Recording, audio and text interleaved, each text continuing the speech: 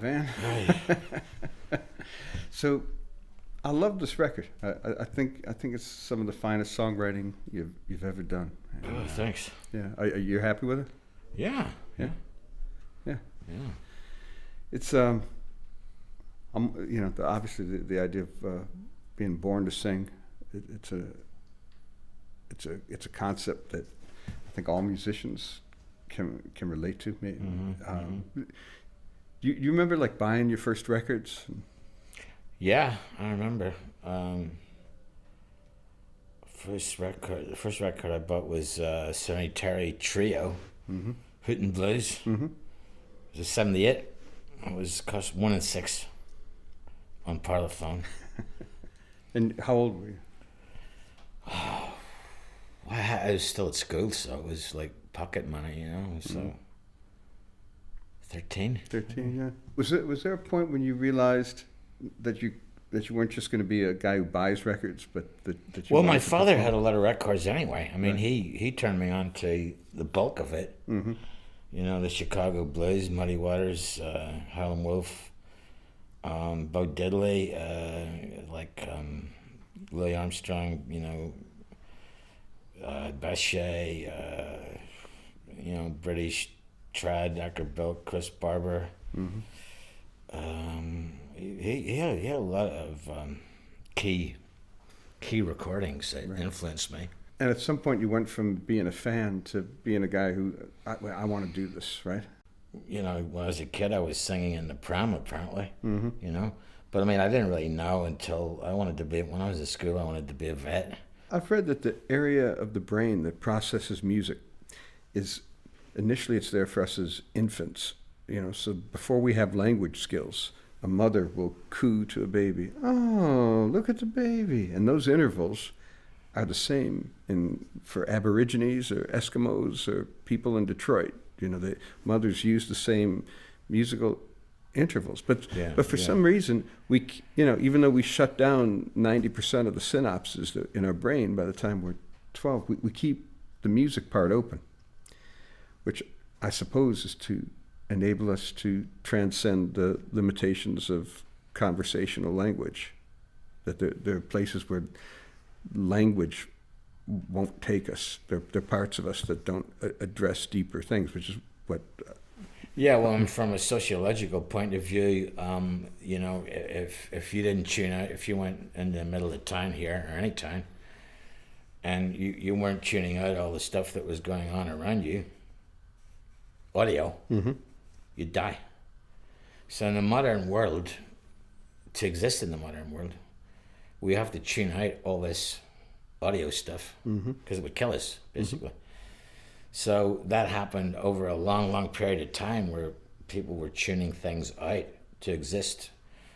And guess what? The Industrial Revolution or all that stuff. So go pre that, then this audio thing and these other parts of awareness, whether they want to call it, clairvoyance, clairaudience, and all these kind of things were more like natural to human beings. Mm-hmm. But then the Industrial Revolution sort of wiped all that stuff out. And the modern world has wiped it out even more. Mm-hmm. So we're not really in touch with all these parts that used to be a natural part of a human existence. Right.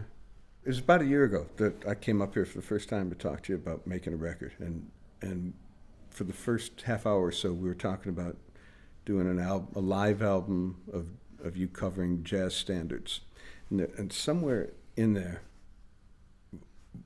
the conversation got a little more ambitious, and we said, okay, let's make a real full out album and with new original songs.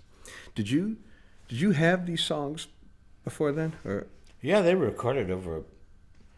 Well, I met you. I had them, because they were recorded over a period of a couple of years. Right. Oh, okay. I understand. Yeah. Because there seemed, it could be me reading into it, but I see a real. If you don't necessarily follow the sequence of the album, I see a real dramatic curve in that could pertain to even like writing songs where where where you're fed up with greed, fed up with in entitlement out there in the world, and the mystic has got nothing to say. But then in searching for something, you go into the retreat and view, and you withdraw a little bit. Well, yeah. Basically, it does depends. Like, how hard do you want to go? It's like whenever you're famous, then you automatically become what they call a mark. Mm-hmm. Right? You become a mark when you're famous. You're not famous. Nobody gives. They don't care. Mm-hmm. When you're famous, and the more famous you are, you're more of a mark you are. So you become a target. You become a mark for grifters. And the world is full of grifters, and the music business attracts grifters. Mm-hmm. And see, this is what I don't like about all these like pop magazines and all rock magazines, because they never address this stuff.